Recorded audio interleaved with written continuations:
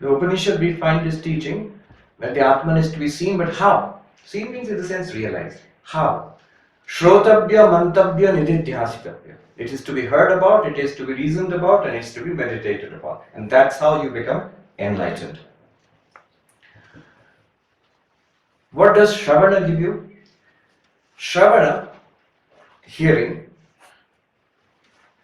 Hearing is important. It basically means studying the information, the teaching itself. You can gather it by reading the book itself. Some of you are already acquainted with the book. Hearing is very important traditionally because it's worthwhile listening to a teacher directly. I was touched and intrigued when a professor of philosophy at Harvard University is the senior most professor, Goldfarb. He teaches Wittgenstein. And in the class, he was saying that that you need to come to the class and sit and listen. And he gave an example of something that he had not understood in philosophy in his younger days, grad student days. And when he finally went to the professor's class who was teaching that theory and listened to that professor, the actual verbal, the physical presence, then suddenly it clicked. He understood. Often it happens. So listening it's basically studying, but listening is actually, actual physical listening is very helpful. So at the end of listening, Shravana, it's complete. How do you know when it's complete? You know it's complete when you can say, I know the teaching. I know what the Drig Drishya Viveka, what Vedanta wants to tell me, I know it. I've got the information now. But after knowing it also, one may have doubts about it. One may say, I know it, but I don't get it. I don't understand it. I have got these questions about it.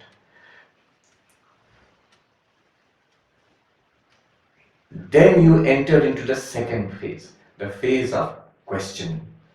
That I know what you said, I know what the book said, but I have these questions I would like to understand. And this is very important, especially in Advaita Vedanta.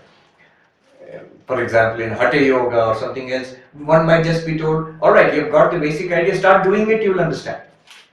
But in this case, there's no start doing it. You have to understand what has been said. So, all your questions, most welcome and most necessary. You must ask the questions and get the answers so that you get clarity. This phase is called manana. Manana, which means cogitation, thinking, reasoning, though there is a deeper meaning to it also. Then there is a third phase, which is nididhyasana, Vedantic meditation. Because it's not just some kind of theory to be understood, it's living spirituality. One must directly feel that it is true and one must get the benefit from it also. So if one says, I know the teaching, Shravana is complete. I have understood what you have said. But I don't feel that I am enlightened. Or I am not getting the benefit which was promised. I said yesterday, what is the goal, what is the benefit, what are we looking for here? Ultimate result, dukkha nivritti, ananda prapti. Overcoming of suffering, attainment of fulfillment, bliss. I'm not getting that result. So, if you are not getting the result, my life has not changed, if we say. I get it, what you are saying, but I'm still the same fellow. In that case, the teaching which has been already received, which has been already understood, has to be assimilated. Swami Vivekananda says, say again and again, I am that, Soham, I am he, I am that, until it tingles with every drop of your blood. Until it becomes a living reality. That is the phase of assimilating the truth. Nididhyasana. So you have these three phases. Shravana, Manana, Nididhyasana. Little more technical. Let me go a little more technically. Shravana is the three kinds of doubts or three kinds of, let's say, ignorances, if I might say. Ignorance about the pramana, ignorance about the, what is called pramana sambhavana, the prameya sambhavana, and the viparita bhavana. Three kinds of problems, let us say. And Shravana, Manana, and Nididhyasana solves these three.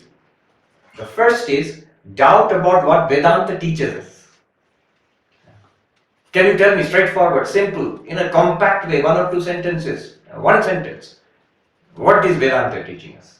Because we are when you say Vedanta Nama Upanishad Pramanam, Vedanta is the source of spiritual knowledge called the Upanishads. It's a vast literature. So all of all those teachings, so many things have been said there. What's the whole point? In Hindi we say moti baat kya hai? What's the central theme? What's the main teaching? Can you say that? That question, that is answered by Shravana. By Shravana, we will come to the conclusion, Vedanta is teaching us Tattvamasi, you are that.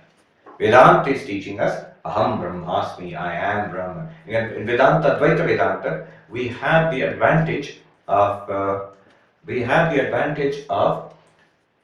being able to summarize the whole teaching in one or two sentences. So these sentences which summarize the whole teaching, this is called Mahavakya. Mahavakya. You have conventionally 4 Mahavakyas taken from the 4 Upanishads, from 4 Vedas. We all know about it. Chandogya Upanishad, very famous. Most famous is Tattvamasi, you are that. From the Brihadaranyaka Upanishad, Aham Brahmasmi, I am Brahman. From the Aitreya Upanishad, Prajnanam Brahma. This very consciousness which we are experiencing, it is Brahman. From the Mandukya Upanishad, Ayam Atma Brahma, this very self is Brahman. And they all mean the same thing.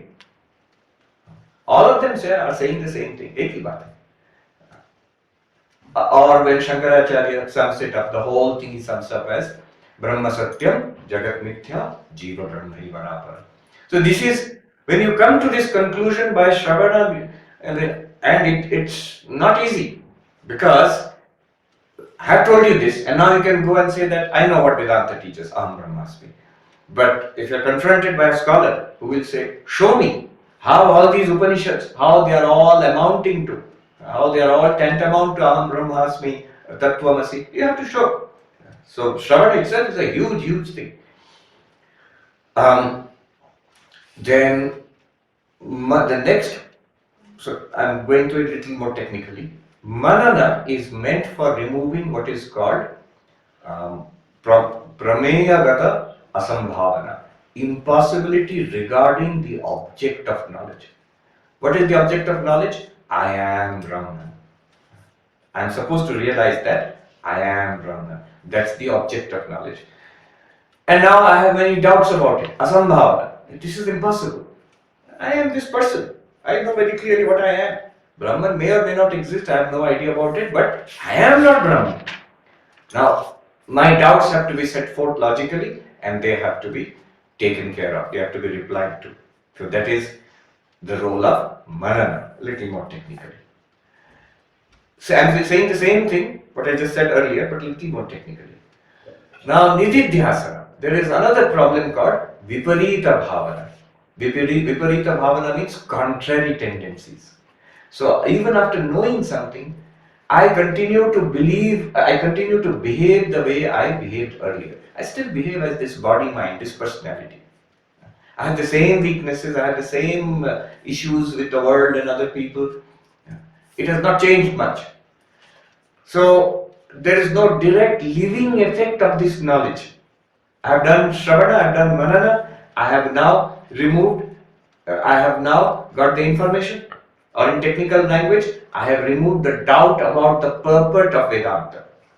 In Manana, I have removed all my doubts, I have clarified all my questions about this teaching. In technical language, I have removed my doubt about the teaching itself, the questions which arise from the teaching, that it's an impossible thing which is being taught.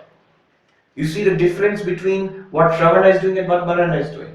Shravana is giving us the purport, the whole point of all these texts. And after knowing the whole point of all these texts, I may have many doubts about it. Manana is removing those doubts.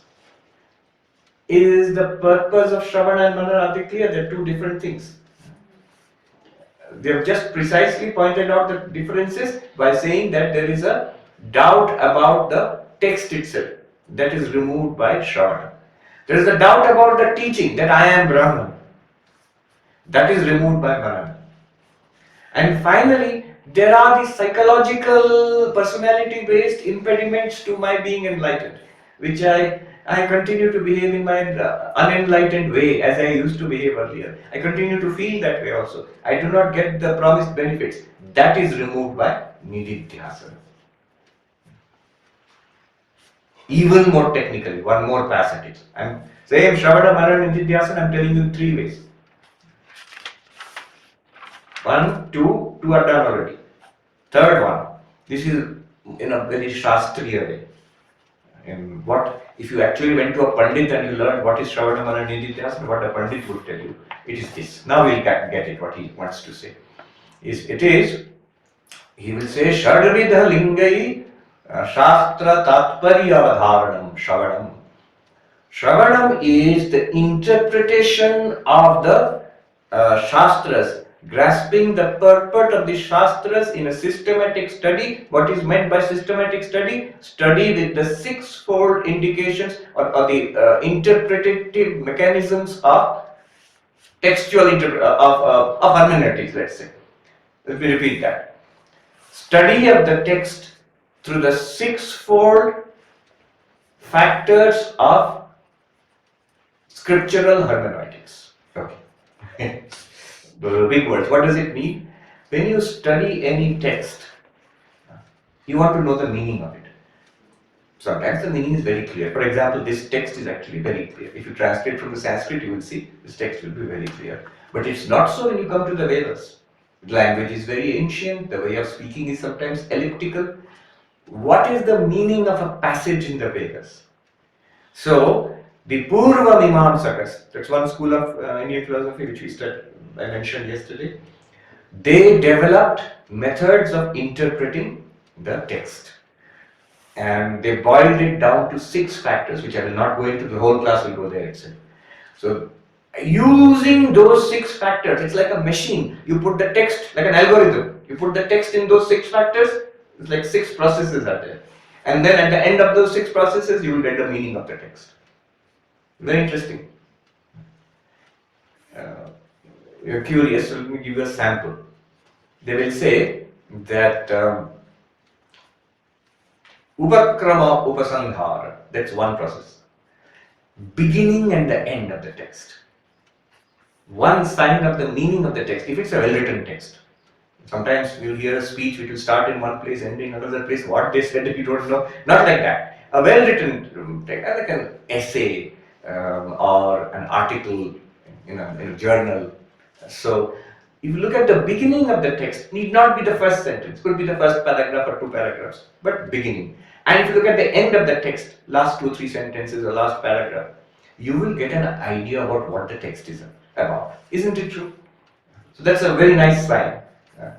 So beginning and end. So this is not part of the class today. I'm just giving a sample. Otherwise you'll be curious. What are the 6 factors? And each of them has been investigated deeply. Each of these factors.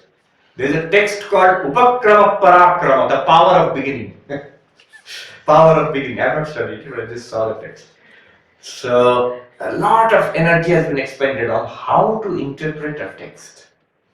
Why were they so interested in it? Because the Vedas are the source of our tradition. And the Karmakandis, their main interest was how to perform these rituals. And how to derive the rituals like yajnas from the Vedas. So they wanted to know the meaning of the Vedas. But the source of the Vedas, the rishis who gave the mantras are long gone. Even when they were, Purva Mimamsa system was developed, already the Vedas were very ancient. Whom will you ask?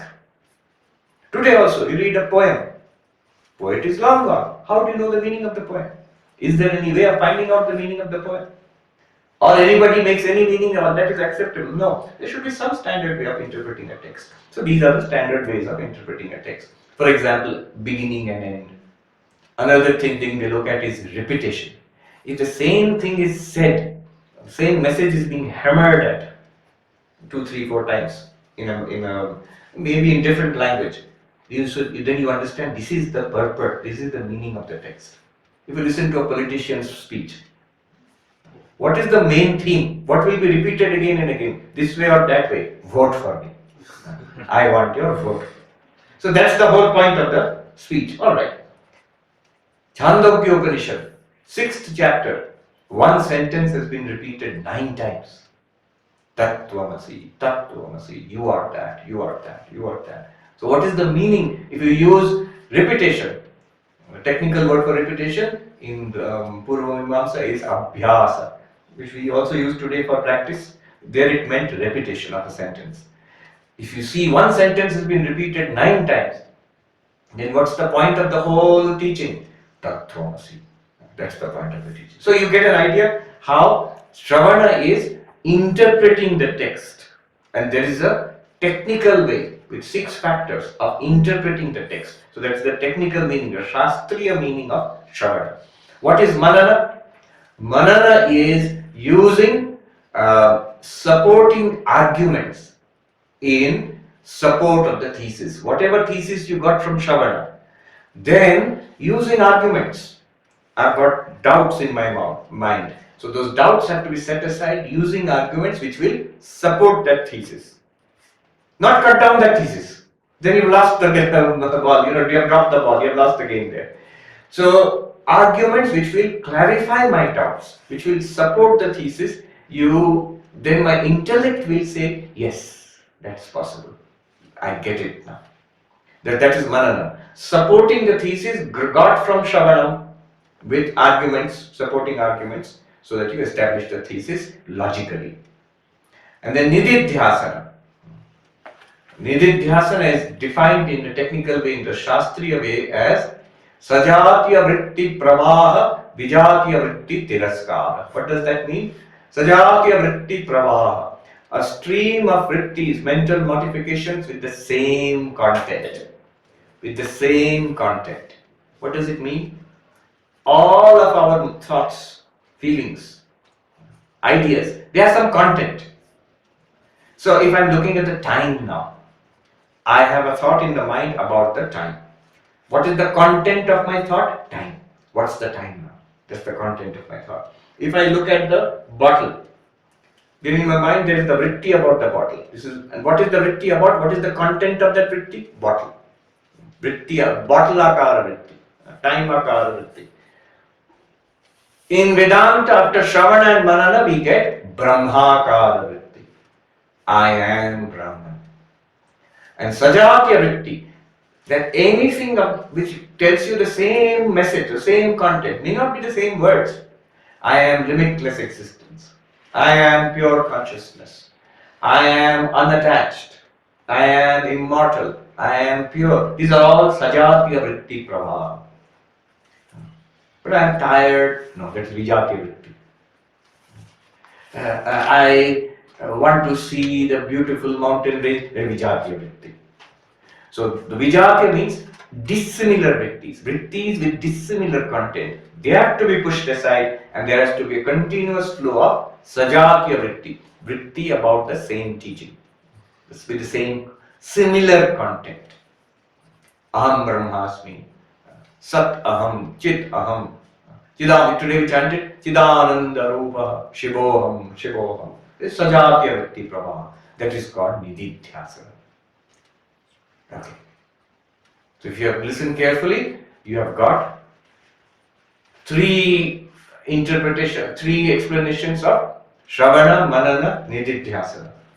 Each little more technical, little deeper than the earlier one. Okay. Now we will actually start. This is the background. We're going to start Shravanam now. And you'll have questions. So that part we'll relegate to the Mananam, which will come at the end of the class. And then we will break. Once in a while you can. Nididhyasana we will take up. There's a Nididhyasana part in this book also, we will take up at the end. This book has, I think, 46 verses probably. Yes. We will not do all the verses. It is my feeling, and so many scholars say that also. 31st verse is actually the end of that End of the text basically. The other verses, we will see. When we reach the 31st verse, it will seem like the book is complete. Then the other verses seem to be added, sort of tagged on to the rest. If you have time, I'll tell you in brief what those extra verses are about. But 31st verse, it completes the whole thing. Alright, enough beating about the bush. Now let me get to the point. One of the great beauties of this text, this short text, is it gets to the point directly. If there is one verse in the entire text, 31 verses, there is one verse which you should take away from this retreat. It's the first one. It's an amazing thing that it goes straight to the point. Now the first verse is not the core Advaitic teaching. That will be developed slowly. But it is the indispensable gateway to Advaitic realization. Indispensable. You get this verse, then the whole thing opens up to you. If you get it partially, still you can go on with the text. If one does not get it at all, the rest will not make much meaning. What's going on here? If you get it thoroughly, you will be enlightened by the end of this class. If you get really. Alright. I'll give you a practical way of doing Shravana, Manana and Nididhyasana. 3 questions. Shravana, Manana and Nididhyasana, 3 questions you have to ask. What did he say? Or what did the text say?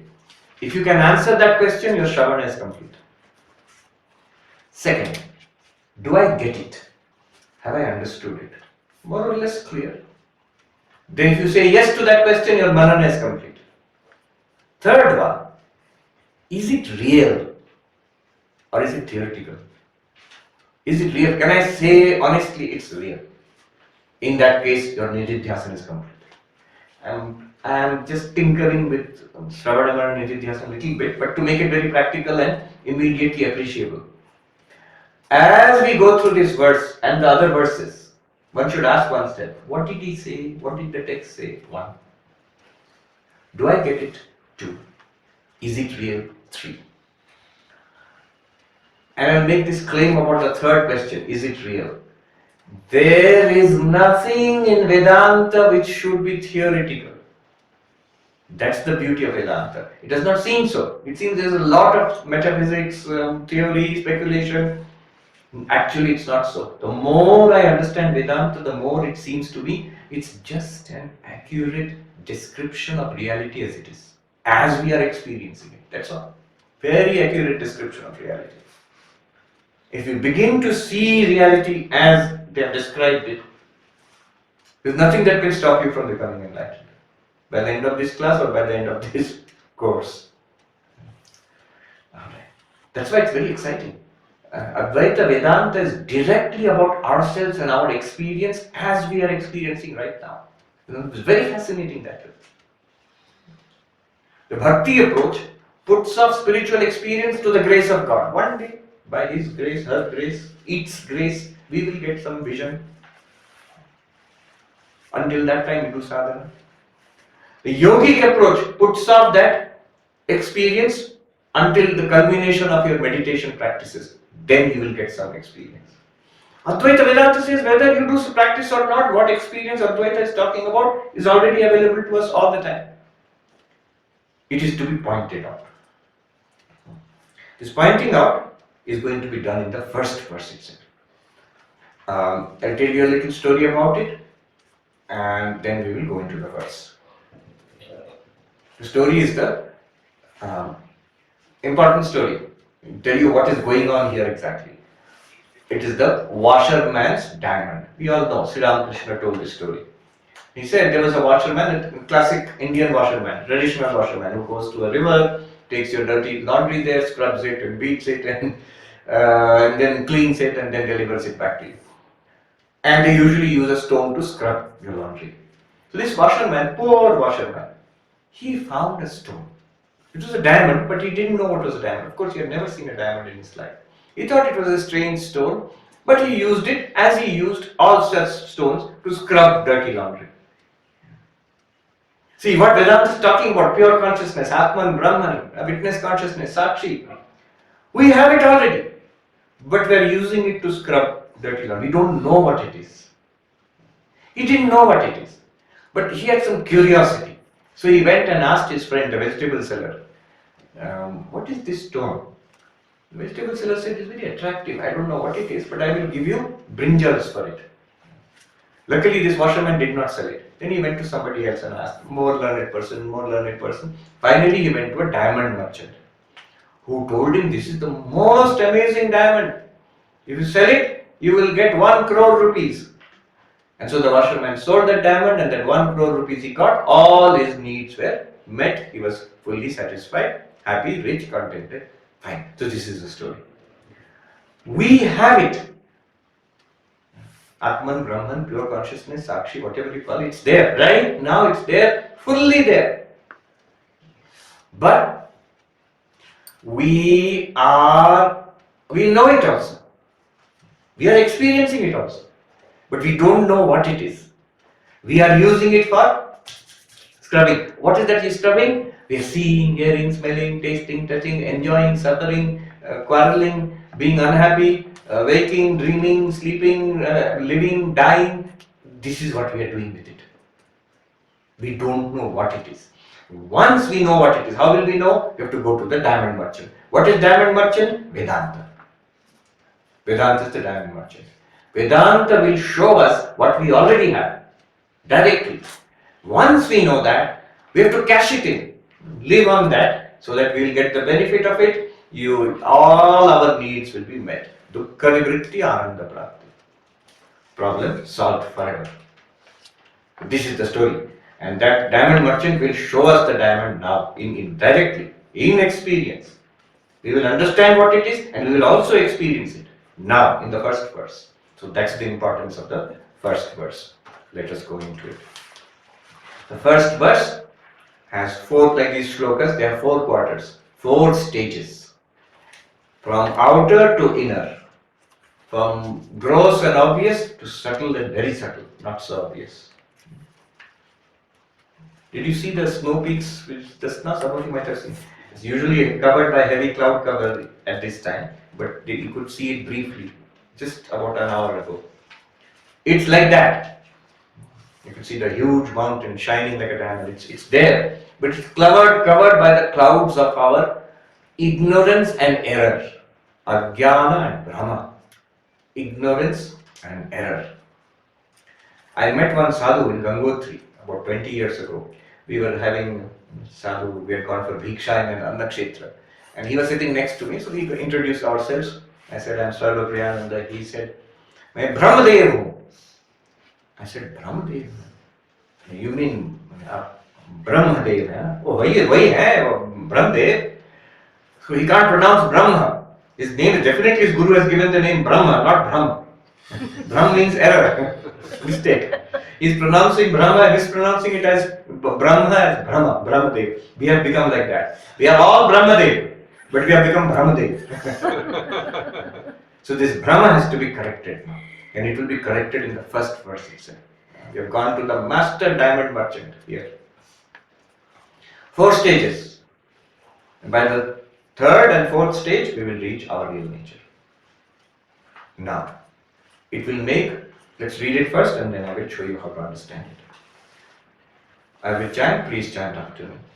Rupam Drishyam Lochanam Drig. Rupam Drishyam Lochanam Drig. Tadrishyam Driktu Manasam. Tadrishyam Driktu Manasam. Drishyabhivrittaya Sakshi. Drishyabhivrittaya Sakshi. Drigeva natu drishyate. Drigeva natu drishyate. The form is perceived and the eye is its perceiver. So I'm reading Nikhilanji's translation. And the eye is perceived and the mind is the perceiver. The mind with its modifications is perceived and the witness self is the perceiver. But the witness self, is not perceived by any other. What did he say here? To understand this, to use this, you have to keep 3 things in mind. What are the 3 things? The seer and the seen, drashta and drishya, are different. They are different entities. The drashta is separate from the drishya. Drashta means seer. What do you mean seer? Just take it in the most common sense way. I am seeing, so I am the drashta. I am seeing all this. This is all human beings, the asanas, the wooden beams, the doors. These are all drishya. Drishya for them. So I am drashta, this is drishya. In this way you take it. Drashta and drishya must be separate. Who says? Look at practical experience. I am seeing, and what I am seeing is the clock. The clock and the eyes. The eyes are seeing, the clock is seeing. The eyes and the clock are different. Physically different. Physically different. In fact, the only for the eyes to see something, they must be physically separated from the eyes. I can see anything which is at a distance from my eyes. Of course, that which can be seen. You can't say you can't see the atoms because they cannot be seen by naked eyes. But with the eyes, I can see something different from the eyes, separated from the eyes. It's a very commonsensical, naive way of pointing out something. So physically different from the eyes. The books are physically different from the eyes. I can see it. Even my glasses, if I put on glasses here, they're physically different from the eyes. But the eyes themselves cannot be seen by the eyes. You can see a reflection in a mirror. You can see your selfie also, the eyes. But directly, the way the eyes are seeing this book, like this, the eyes cannot see themselves. So drashta and drishya are different. And second thing is, the drashta is one and the drishya are many. With the same eyes. See how many things you are seeing? And the eye is remaining the same. You are seeing so many things here. When we go outside, many more things will be seen. Before this class, you saw so many things. Throughout the lives, the same pair of eyes have seen so many things. You have read books, watched movies, you have seen nature, you have seen people, you see your own body and dress, all of that. So many things are seen. Drishya, many. Drashta, seeing eyes, one. Then one more observation. The drishya are generally changing, the drashta is relatively unchanging. So many things you saw earlier, the whole drishya has changed, now you're sitting here. Even you see the mountain range outside, what did we just see? The whole drishya changed. It was all covered in clouds, then it changed, you could see the mountain top, then it got covered in clouds again. In this way, whatever the eyes are seeing are changing throughout life. But the eyes are relatively unchanging, the eyes also change. Even while, scientists will tell us when you are seeing anything, the eyes are continuously moving actually, so that they can see, otherwise you won't be able to see. You'll have very narrow vision otherwise. But relatively unchanging. The drashta is relatively unchanging, drishya is changing. These three things, note. I will point them out. So we will go in stages, 4 stages. And these stages are what stages? From the outermost to inner. Inner means more subtle, sukshma. From the simplest to more and more subtle and sophisticated we will go. Where are we going? The investigation. This is an investigation. Vichara. Remember? Method of Advaita Vedanta is vichara. This is one type of vichara. Drig Drishya Viveka. And the goal is the same. To find out what we truly are. Who am I? What am I? That's the goal. We're trying to find out. Right now my answer to that question is I. It is obvious. I am this. It is a body, and yes, I have a mind and feelings and memories. I have an ego. If you say consciousness, yes, I have also got consciousness. I have consciousness, and that's what we are saying. So this is our general idea of ourselves before examination, before vichara, before inquiry. Now inquiry is starting, and it will change our conception about ourselves. If you ask the washerman, what is that? Rock. It is to be used for scrubbing dirty clothes. But after inquiry, diamond, same thing, and it can actually remove all my problems. So that inquiry we are going to do. First stage, stage 1. Rupam Drishyam Lochanam Drik. Always Drig Drishyam, seer and seen, subject and object, knower and known, perceiver and perceived. So start in a very commonsensical, naive way. Eyes are the seer, and colors and forms. Rupam means color, but you can extend it. Form, color, shape. So here are the eyes, and the eyes are the seer. What are they seeing? Rupam. So eyes are seer, drashta, and rupam is drishya. What do the eyes see? Forms, shapes, colors. I can see. Now take a look. Take a look. Use the eyes. So, seer and seen. Then notice the three things. Seer and seen are different. I am seeing this book. Very colorful book. Blue and green and brown. So many colors are there. And shape, rectangular shape is there. I am seeing. And that book is different from my eyes. Eyes are different. Book is different. Seer and seen are different. First observation. Second observation. Second observation. Seer is one, seen are many. Now does not mean that I am one-eyed. I mean at the same organ of vision, eyes, that one seer and many see. Book is there, room is there, beams are there, people are there, asana is there, light is there. Drishya are many. Rupam is many. But drashta, eyes, one, in the same organ of vision. Third observation. Seer is unchanging. Seer is unchanging. Seen is changing. It is true. Eyes remaining the same. So many things. Before this dining hall, then after that you are taking a walk. Now you are sitting here. So many things you are seeing one after another. It is changing. The scene is changing. S-E-E-N, scene is changing. S-C-E-N-E, scene is changing. The scene is changing always. But the seer, relatively same eyes. Okay? What are the three questions you have to ask yourself? Did I hear what he said? Did I get it? At this stage, don't say I don't get it. It is very simple. It's very commonsensical. This is the way of teaching. A good teacher always start from the known, go to the unknown. Start from what is near to the far. In Vedanta, it is near to the nearer. Start from what is most easy, then you go to more and more subtle. So this is what is going to happen now. Rupam Dishyam Lochanam Drig. Lochanam means eyes. Eyes are the seer. Do I get it? Yes. Then third question was, is it real? Is it a fact?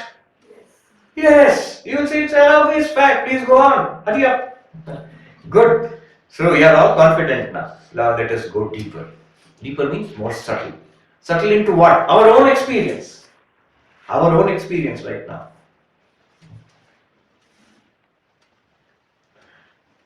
This I cannot stress enough. You have to be, one sadhu pointed out like this, bachcho jaisa hona hai. Like when you ask a child, what is the nose? What will the child do? Yes, it knows. Not. It will not say Granendriya, the instrument sense organ responsible for smelling. It will not say that. It knows. When you use a term, the meaning of the term, you can explain what it means, or you can see the dictionary meaning of what it means. Those are words. One word in exchange of another word. More words in exchange of some words. Or you can point to the actual object, if the object is available. Now, in Advaita Vedanta, the object is always available. So, proceed in that naive, childlike way. Rupam Drishyam Lochanam Drig. Just like that, nose. This one. Because next, as we go deeper, I cannot physically point out anymore. You have to point in your own experience to yourself. Catch it in your experience. If you go that way, I guarantee self-realization is possible. Easy. Not far at all. Proceed in that childlike way. Technically it's called ostensive definition, by pointing out. Table is the piece of furniture on which other objects are kept. Arey Baba, dikhao na table. Table. Here, table. Table. Table. Like that. Don't give words in response to other words. Because in Vedanta it's possible. In dualistic approach, theistic approach to religion is not possible. If you say God, you have to say Srishti, Sthiti, Pralaya Karta, the one who created, preserved and destroys the universe. Words in the exchange of more words. You can't directly point out. At the most, you can point out to an image, you can point out to a photo, you can point out to some symbol, but you cannot directly point to God in your own experience right now, unless you are a realized mystic. But in Vedanta, you can directly, it's available. Now let's go deeper. Second quarter. Tadrishyam driktu manasam. Let us now consider the eyes, the erstwhile drashta, these eyes. Let us consider these eyes. Are these eyes known? Seeing means known. Are they known or not? Are they perceived or not? Yes, I can feel it. I can close and open my eyes, I can feel it. So the eyes are known. Who is the knower of the eyes? The mind is the knower of the eyes. The mind is the knower of the eyes. Tad drishyam, lochanam drishyam, driktu manasam. The eyes become the knower, eyes become the known, the mind becomes the knower. Catch like a child, huh? Naak, yeah. Table, yeah. Eyes, yeah. Mind, I cannot show you. You have to catch yourself. Yeah. Okay? You can see how this is sadhana by itself. It's not theory.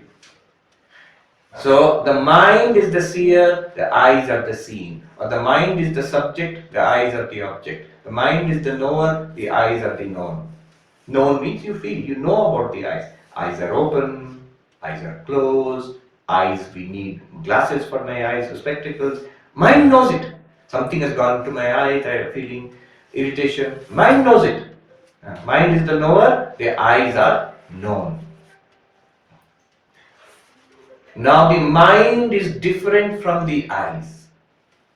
Drashta and Drishya are different. The mind is different from the eyes. True or not? Feel it. Eyes are this organ, sense organ. The mind, whatever it is, it's not a physical organ like this. So eyes and the mind are different. They're very different kinds of entities.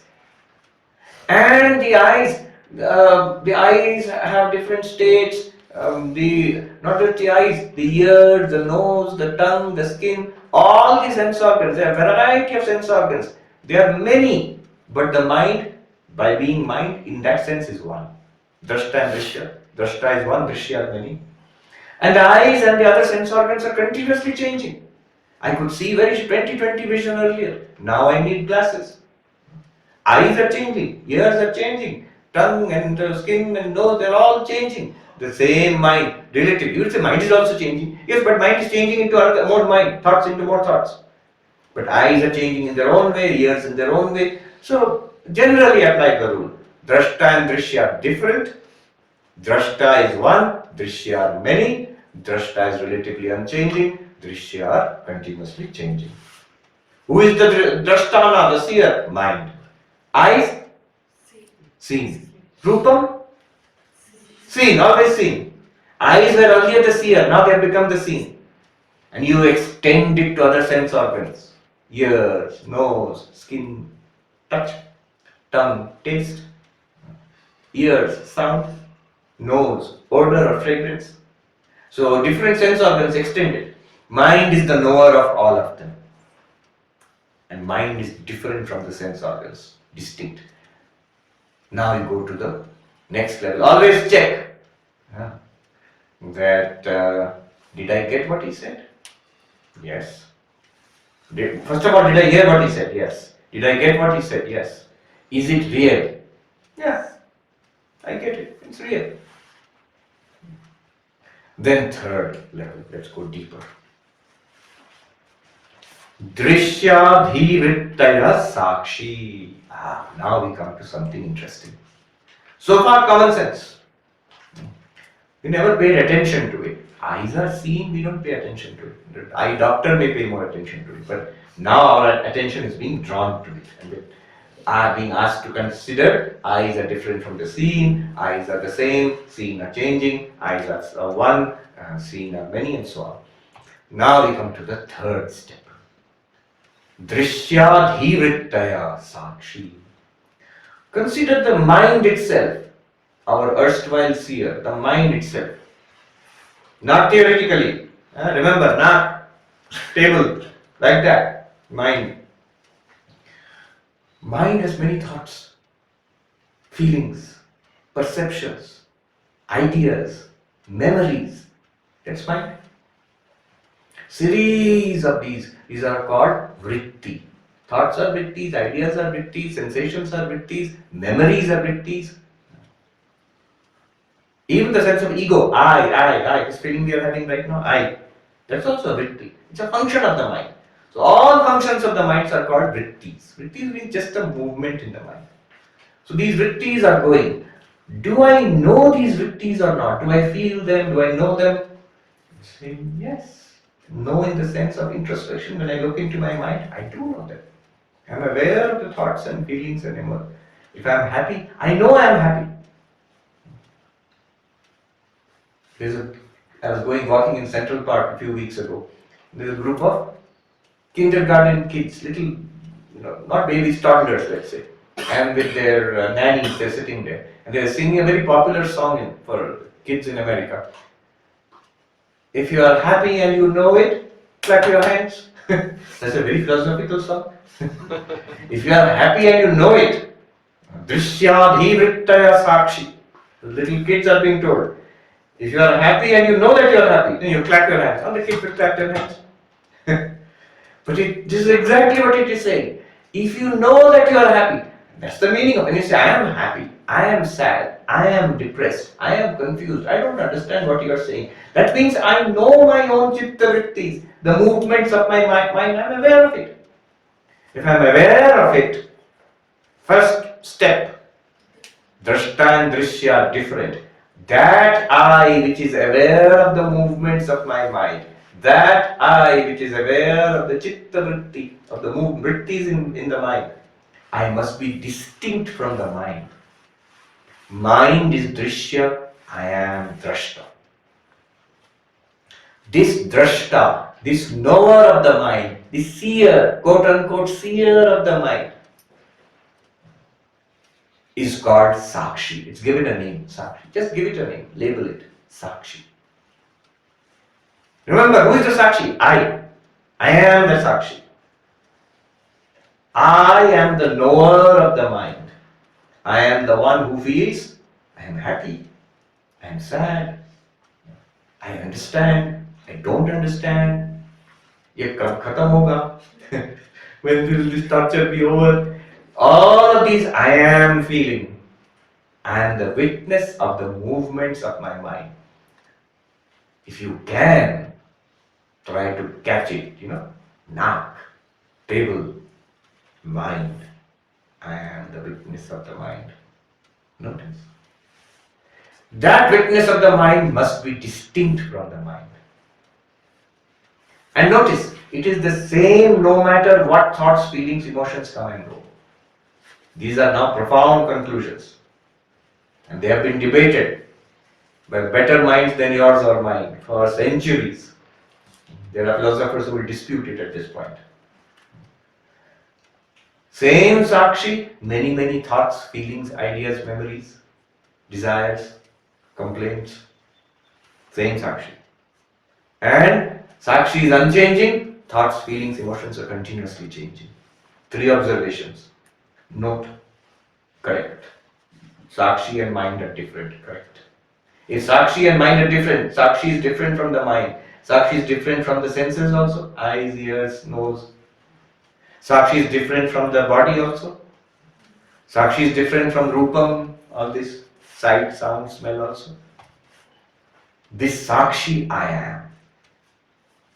It's one Sakshi which knows the mind and through the mind knows the senses and through the senses knows the world. This unchanging Sakshi, when the mind is changing, senses are changing, body is changing, world is changing. This one Sakshi and everything else is many. Thoughts are many, senses are many, this body and other bodies are many, world is many. The same Sakshi. One Sakshi. I am that. It is here that I tell the story. A little benefit. At this point, any benefit is coming from it now, already big benefits will come. One way of getting the benefit from Vedanta. What do I mean by getting the benefit from Vedanta? It is the washerman selling the diamond, 1 crore rupees. You have to sell this knowledge means You have to cash in this knowledge and get the benefit from it. The way of getting the benefit from it is, the trick is this. Do not assume, do not superimpose the characteristics of the object on the subject. I will explain. Do not superimpose the characteristics of the drishya on the drashta. Or in simple words, as one sadhu said, Mahatma ji जो चीज जहां की है उसको वहीं रहने दो. Keep things where they belong. Okay. I am the drashta. Okay. And I see this shirt. Shirt is drishya for me. Okay. No confusion. No confusion. So this is a shirt. Drishya. I am drashta. Eyes are the drashta. Suppose the eyes are the drashta. And then shirt is drishya. Orange shirt. Are the eyes orange or shirt is orange? Shirt is orange. We are very clear about it. Just because I see orange shirt, I don't mean that I am a shirt, that's ridiculous. Or I am orange. No, that's ridiculous. Shirt is orange. Similarly, body. Drishya. Drishya. Body is, say, brown skin. I am the witness of this brown skin. Am I a skin then? No. Drishya is the skin. Brown? In the skin or in me? In the skin. Now take it one step forward. Absolute, you use it in absolute experience. Keep it in experience. Pinch the skin. Pain. In me or in the body? In the body. If I see the skin, am I a skin? No. If I see the brown skin, am I brown or the skin is brown? Skin is brown. If I feel the body and there is a pain in the body, am I in pain or the body is in pain? Logically, not so easy to say that. So, the story which I tell at this point, I've repeated many times, but I really like this story. One man here somewhere near Delhi, he went to a Mahatma in the Himalayas and said, Mahatma ji, मैं बहुत दुखी हूँ. I'm in great sorrow. I'm very miserable. And the Mahatma said, तुम अपने दुख को जानते हो, अनुभव करते हो? Do you experience your pain? Do you experience your sorrow? He said, yes. I feel the sorrow. That's why I'm dukhi. I feel the dukkha, suffering. Therefore I'm dukhi. The Mahatma said, no. If you feel the dukkha, then you are not dukhi. You are the dukkha is the drishya. You are the drashta. आप दुख के दृष्टा हो, आप दुखी नहीं हो. Drashta and drishya are different. And then this man went and thought, so there is some feeling of unhappiness, misery, heavy-heartedness, depression. I know it. So it's an object, just like this object, just like this object. Just like this pain, I know it. Therefore it's an object. I am the witness of the object. It is not in me. I am not connected to it. I am illumining it. I am aware of it. Therefore, हम दुखी नहीं है. And then he comes to the Mahatma. Then the next part of it is very interesting. He goes to the Mahatma and says, आप ठीक कह देते Mahatma ji. You are saying the truth. मैं दुखी नहीं हूँ. I am not miserable. मैं बहुत शांत हूँ. I am very peaceful now. And the Mahatma immediately scolded. नहीं, आप अपने मन के शांति के दृष्टा है. आप शांत नहीं है. You are not peaceful. You are the witness of the peace in your mind. This is important. See how quickly we get identified. We put what is called adhyasa. We superimpose the object, the characteristics of the object on the subject. If you've got this, you've got Advaita, the application of Advaita also. And every sorrow you can help yourself. You can free yourself immediately. Immediately you can liberate yourself, moment to moment. By what? जो जहां का है उसको वहीं रहने दो. And use drashta and drishya are different. You will always find you are on the side of the drashta. And any problem you find will be always on the side of drishya. Drashta and drishya are different. And drashta and drishya are different. The problems belong to the drishya. Keep the problems in the drishya. Don't take them on the drashta. जो जहां का है उसको वहीं रहने दो. Try it with physical problem, anxiety, fear, frustration. These are mental problems. Restlessness, mental problem. Spiritual problem, Maharaj. My mind is very restless. Mind is restless. Are you aware of the restlessness in the mind? Yes. Then you are not restless. Was the mind peaceful sometimes? Sometimes when I do a lot of meditation, for a few seconds it becomes peaceful. You are the one aware of the peaceful mind. You are the one aware of the disturbed mind. You are the same one. In the peaceful mind, it is not that you became peaceful. When the mind became restless, you did not become restless. The peace and restlessness of the mind, let it remain in the mind. Then what are you? You are peace itself. Mandukya Upanishad says, Shantam. You are that peace which cannot be disturbed. Body can become disturbed. Senses can become disturbed. Mind can become disturbed. You cannot become disturbed. Sakshi, this is witness consciousness. Again, ask yourself, did I hear what he said? Very important. Do I get it? If you haven't got it, you have got question answer coming up. Don't be too quick to say I've got it, because this is crucial, this step. Step 1, step 2, common sense. Step 3, very important.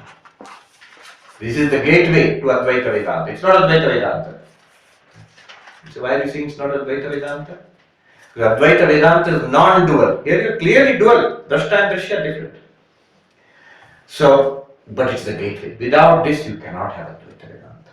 With this, Advaita Vedanta is very possible. A non-dualism is possible. We'll see. Drashta and Drishya, Sakshi. Do I get it? And third, is it real? See, stage 1 and stage 2, everybody here has admitted it's real. That's common sense. Stage 3, this one, is it real right now? Or is it theory? Or is it vague? We'll see, we'll clarify. Fourth stage, final. Great, this Sakshi is there. I want to know this Sakshi. I want to realize it. I want to become this Sakshi.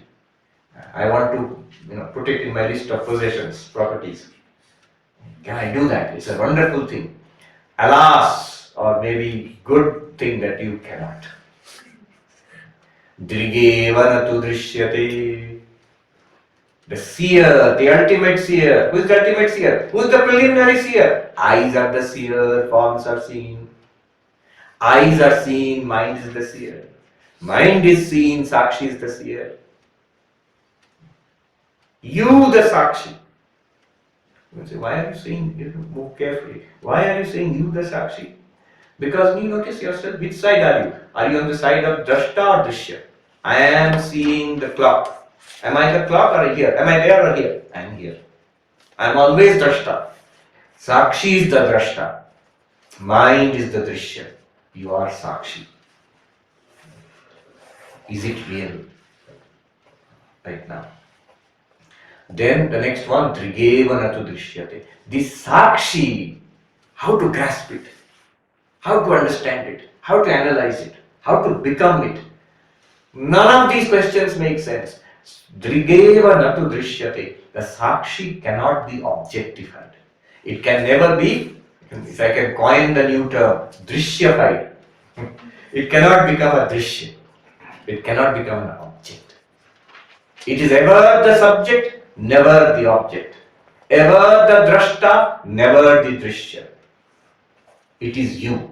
If it became an object, it would not be you. It would be something different from you. You are it. And therefore, in all the exercises which will proceed from now on, and today in the evening they will be nididhyasana, non-dual meditation. Crucial. Never try to objectify yourself. Never try to make the Sakshi a Drishya. Never try to make the Drashta a Drishya. Don't try to catch yourself.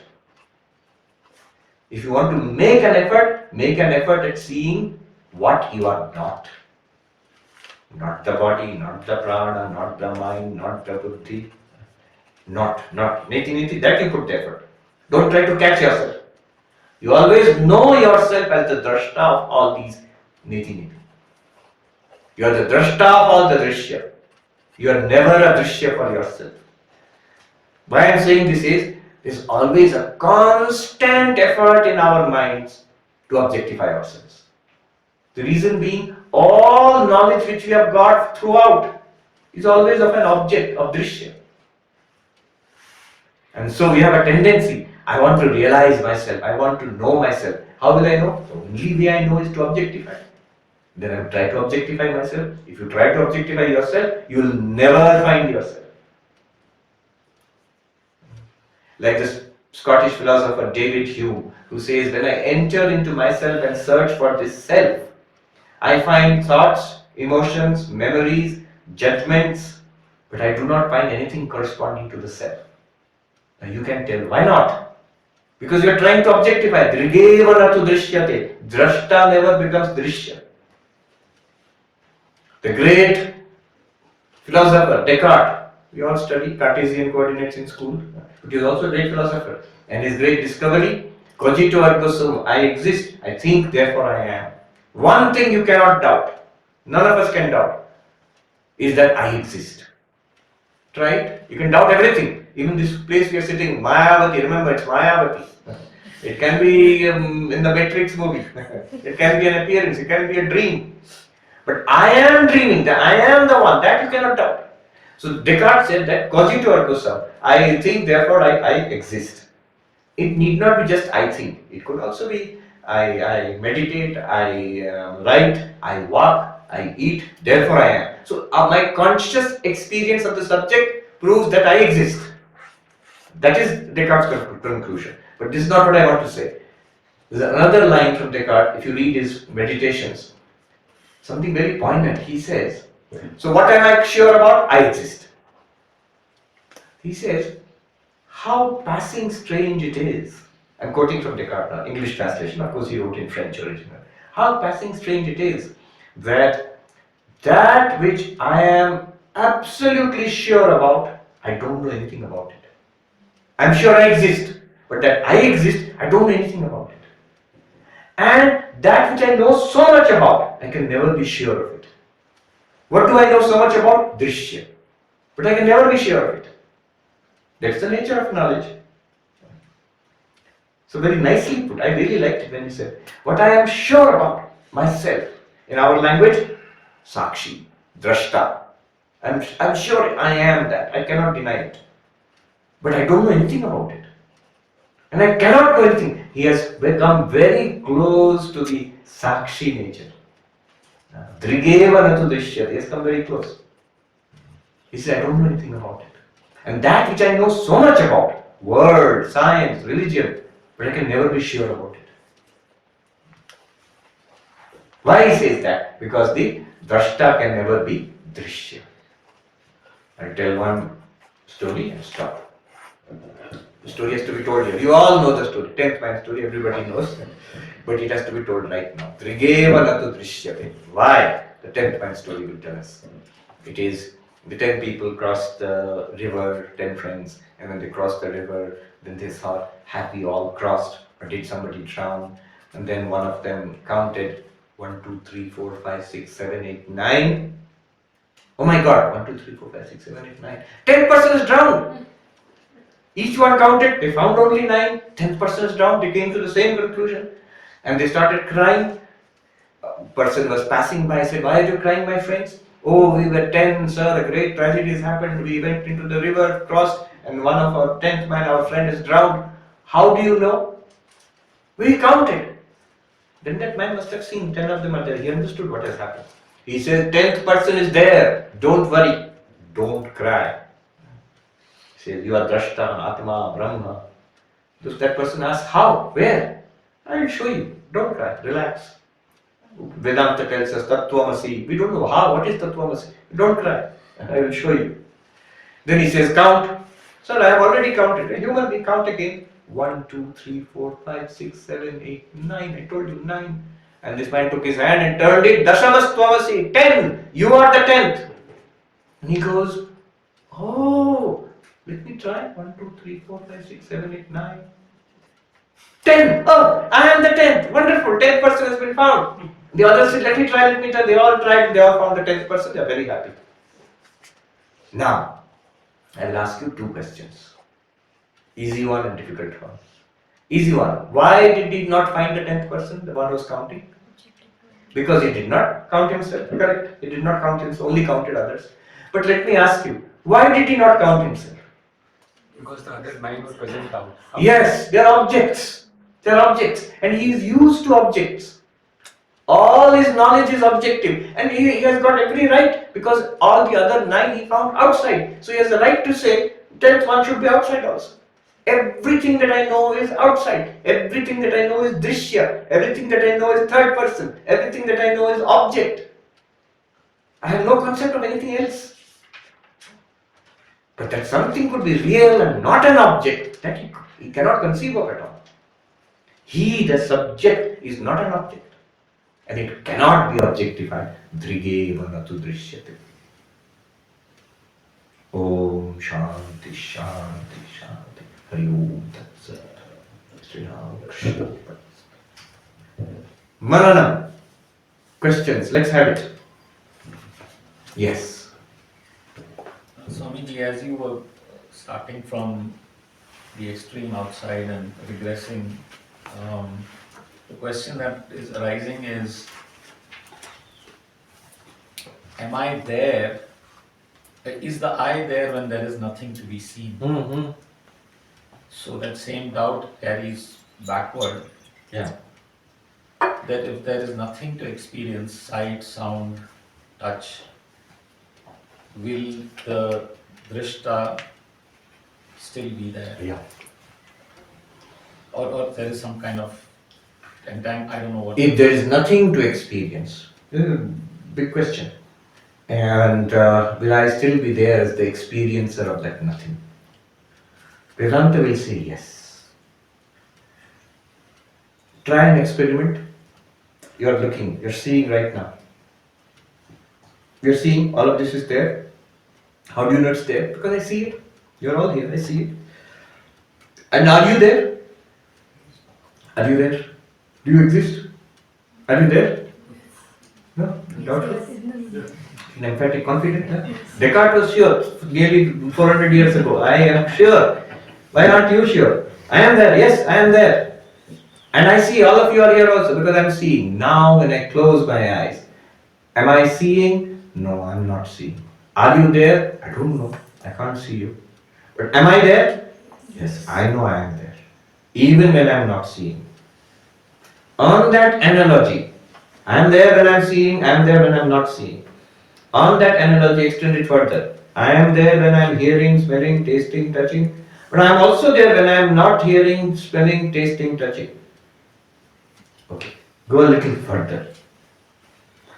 When I am not thinking, remembering, feeling, deciding, desiring, hating,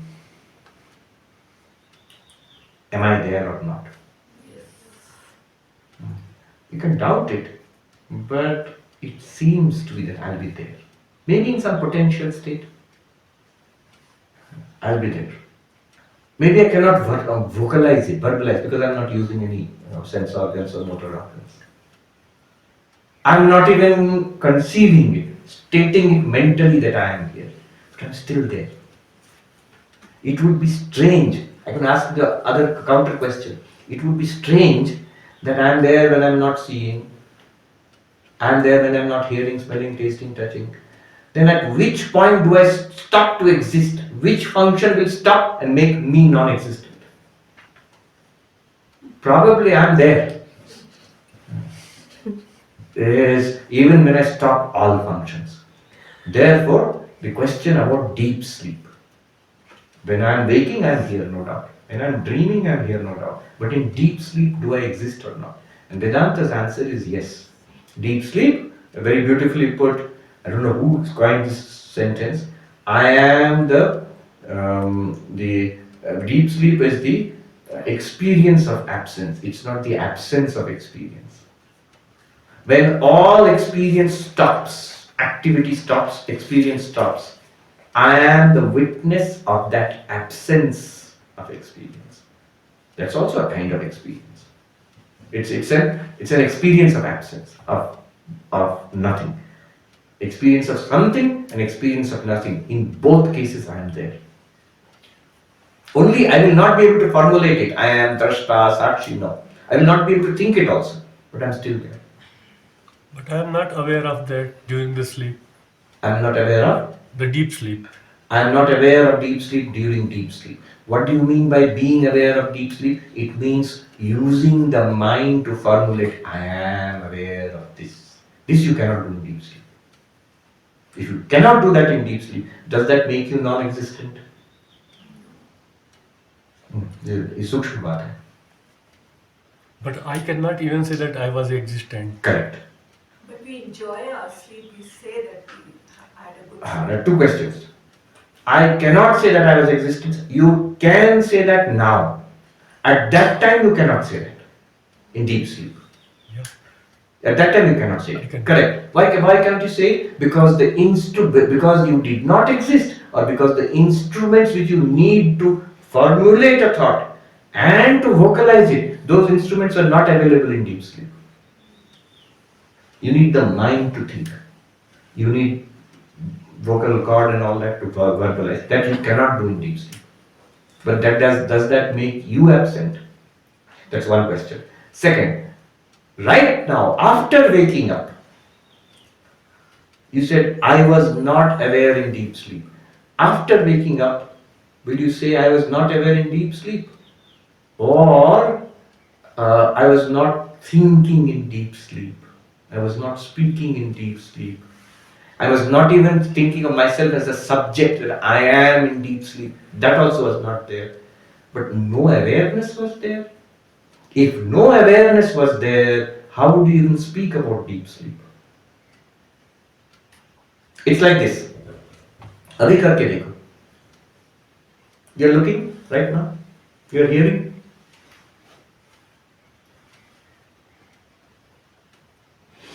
Smelling, tasting, touching, all is going on here. And you're aware. Now, shut that all down. Close your eyes. Silent.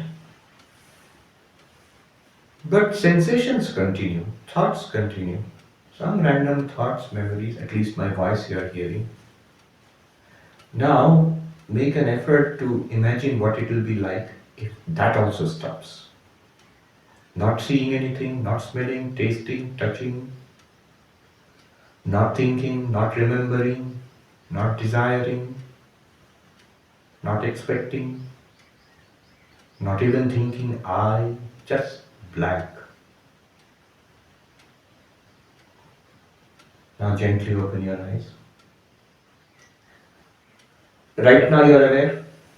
When you closed your eyes and there were thoughts and sensations, you were aware. When you simulated a total absence of sensory activity, mental activity, did awareness go away? This one which we are having now, this is called Jagrat, waking state. When you closed your eyes and internal sensations were going on, thoughts were going on, that is the simulation of Swapna, dream state. And then you tried to simulate shutting down everything. It's not easy. Shutting down everything, try to conceive what it will be like. That is deep sleep state. Vedanta says awareness, consciousness is continuous and unbroken throughout. Sakshi is the witness of this waking, dreaming, deep sleep.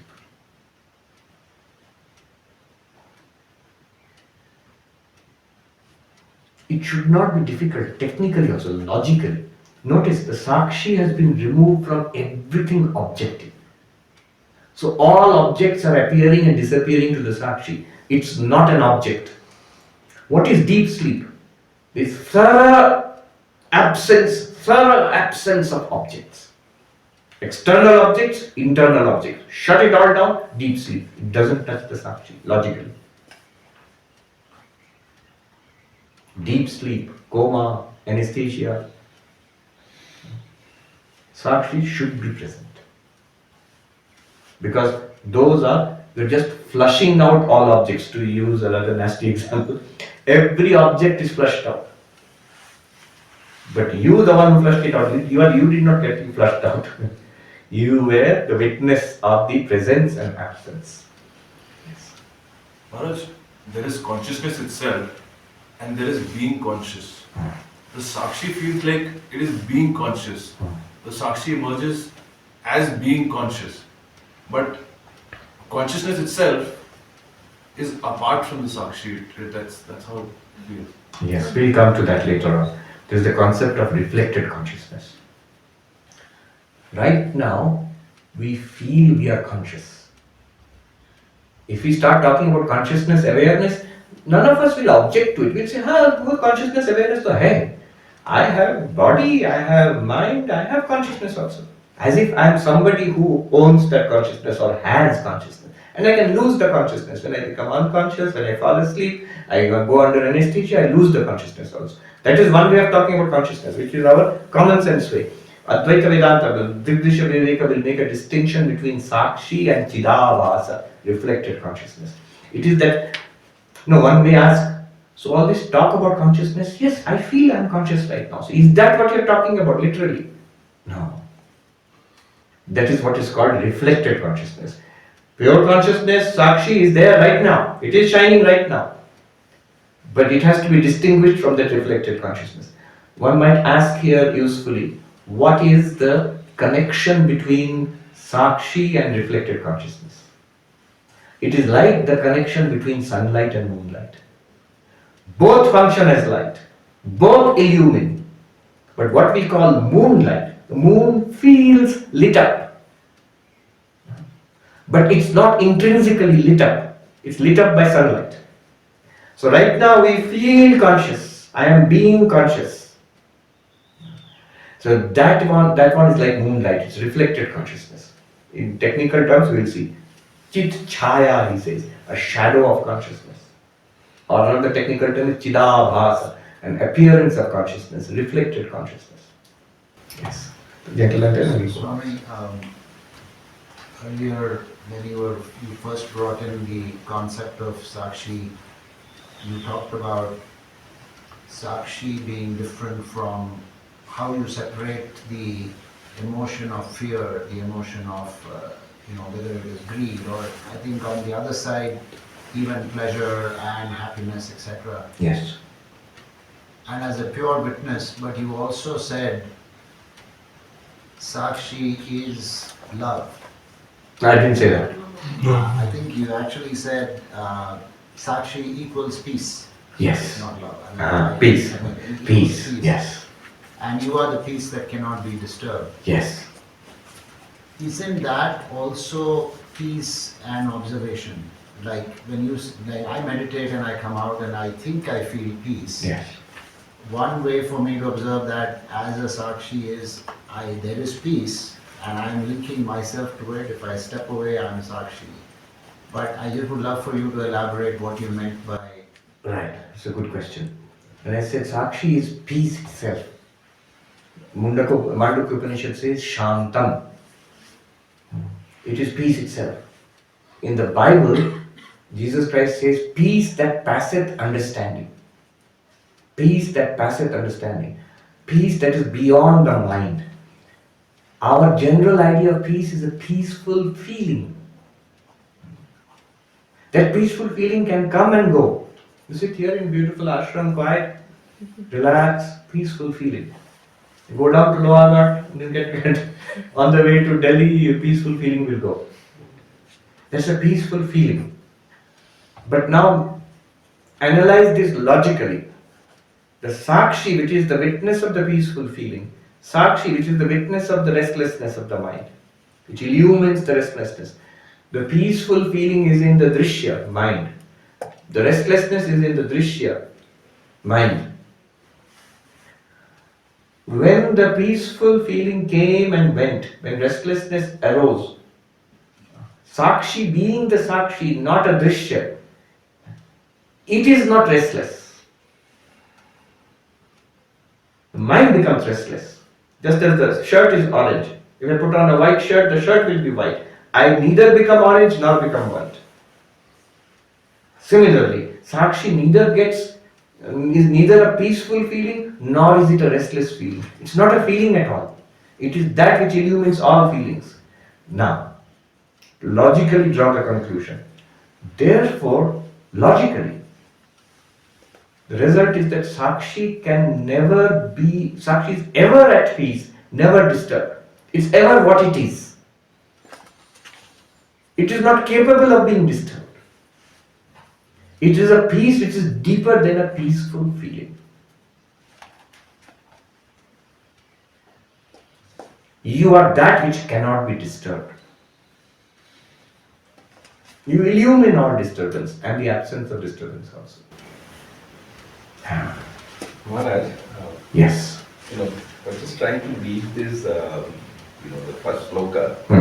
So it's, the first line it says Rupam and all those things. And this is in singular bhajan.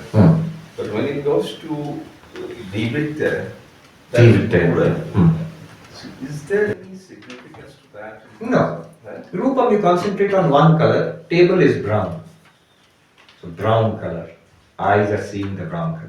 But they can also see the red color, the white color and so on. In fact, next he will say Rupan, many colors. Next verse he will go. Yes, so here, so this is just like. Yeah. Yes. Maharaj, you established the difference so well between the seen and the seer.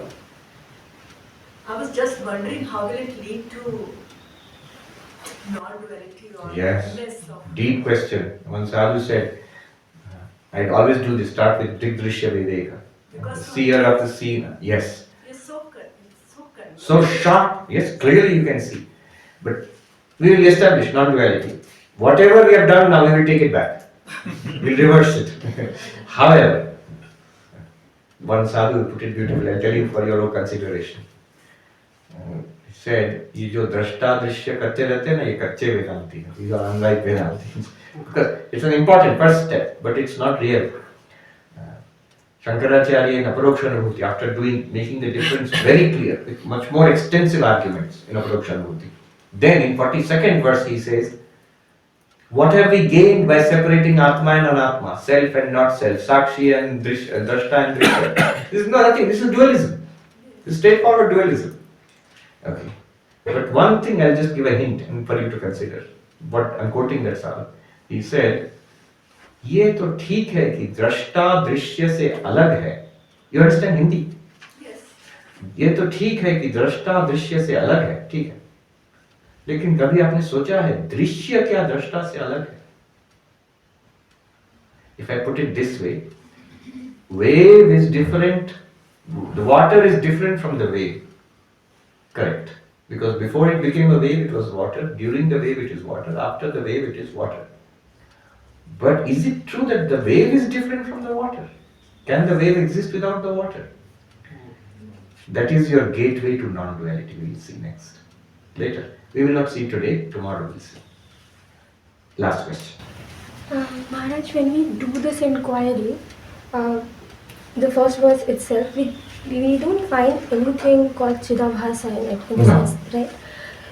But, and when you arrive at pure consciousness, then there is nothing apart from pure consciousness, right? So No, why nothing apart? There is It's whole not- Drishya is apart from pure consciousness. Whole universe is apart from pure No, consciousness. but- Body is apart, mind is apart. So just now we did the exercise, right? So you shut down everything and then where you reach a blankness. And then one is that you can witness the blankness or then you can kind of like go back. You can witness the blankness, and when the blankness is not there, the whole world comes back. You're still the same witness. No, it's just saying something different. So like once is that you see the blankness, there's no verbalization or anything, just that you see the blankness. Yes. You're aware of the blankness. Yeah, you're aware of the blankness, and then you can move away from the blankness also for a bit. Move away. Move away meaning going back, like Going back means? to the perceiver of the blankness for a bit, right? So then in that state there is nothing apart from that perceiver itself, right? So the question is, then through this inquiry there is no finding of Chidabhasa as such. All you can find is pure consciousness and nothing apart from pure consciousness. So then what is the role of Chidabhas in experience itself? Very important role, it will come. Or the relationship between mind and Chidabhas. Hmm. Not the relationship between Chidabhas and the pure consciousness, but Yes. the relationship between mind and Chidabhas. All those will come from 6th, 7th, 8th, 9th verses. It will come. Second session will come. Your question will be answered. In fact, we will take up this issue next. Okay. Appearance of the Chidabhasa and what it does, how it mediates knowledge, how we get knowledge in this world. Yes. Can I just Yes. add one more? So in the second statement, where we say that the mind is the perceiver of the eyes, mind is the perceiver of the senses, right? So then the way I understand mind is that it is nothing but vrittis, right? So then the question is, how we are only tentatively speaking that the mind is the perceiver, or am I not able to get it right? Because vrittis cannot really know, No. right? So then when we say mind knows the senses, then how do I understand Oh, that? that's true. See, remember, we are arguing here in a very naive way. Step by step, we are taking it. Actually, if you say, why mind? Go to the first part of it. Eyes are seeing the clock. I'm aware of the time. Maharaj's time is up. So, eyes are seeing the clock. You might say at that point itself, eyes don't see anything. It is I, the consciousness, through the mind, using the eye, who am seeing the clock, isn't it? That is true. But here we are analyzing it step by step, taking us step by step towards the Sakshi. Otherwise, anything that you know, it is pure consciousness, reflected in the mind is reflected consciousness, illumining in the vritti of the mind, which is generated by activities of indriyas. That's how knowledge takes place. Yeah. So that will come later. But here it has been done. Notice one interesting thing, how the analysis proceeds. It proceeds from rupam, which is called gross, physical, to the physical sense organ, lochana. From the physical sense organ, indriya, it proceeds to mind, which is subtle, sukshma. From the sukshma, it proceeds to atma, or sakshi. It has been designed in a way to take our attention. First, put your attention on the word. Yes, see carefully. Or you can try otherwise. Hear. Then go to the ears. Then go to the mind. Then go to observer of the mind. You cannot go to the observer of the mind. You realize you are the observer of the mind. Then consider that you can never be. It's a 10th person. It's a 10th person. How to realize the 10th person? You can never count it outside. Don't try to 1, 2, 3, 4, 5, 6, 7, 8, 9. Don't try rupam, lochanam, manas, sakshi. One more sakshi. No, you can't do that. From the rupam, lochanam, manas, then you do this. You are the 10th. How? Can't help you there. That turn you have to make. Don't objectify. Just know it as I am that.